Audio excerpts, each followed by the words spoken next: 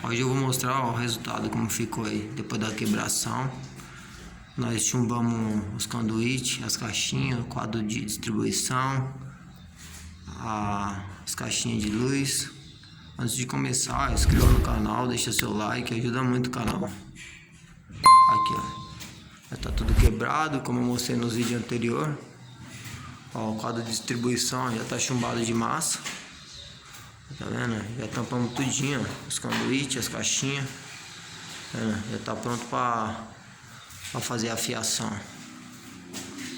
Ó, a rede de 1 polegada. Aqui a tomada, interruptor paralelo. Aqui as fiação, que já vamos iniciar a parte de fiação. Ó, tudo tampado. Aqui vai ter 2 lâmpadas paralelas no corredor. Aí o pintor vai fazer o acabamento agora com gesso e massa corrida.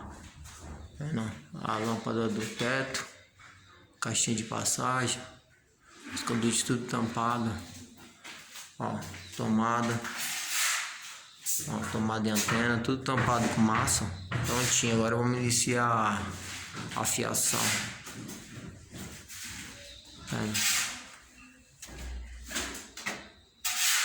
A luzinha do teto, chuveiro, caixinha de passagem.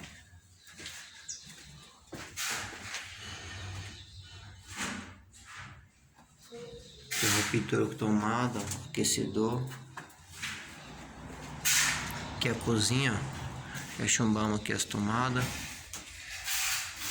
Colocamos uma caixinha de luz, as tomadas na parede, ó. A 220 para o aquecedor.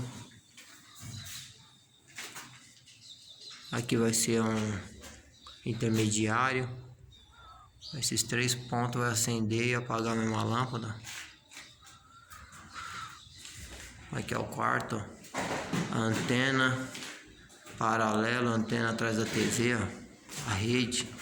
Aqui também a antena e tomada atrás da TV, embaixo. A tomada e paralelo, a rede passa lá em cima. Caixinha de luz.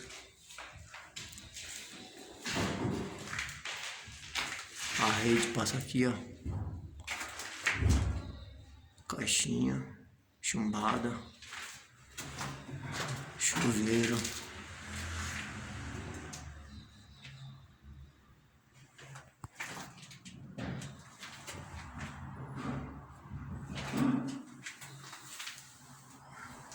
Tudo chumbadinho, tudo certinho.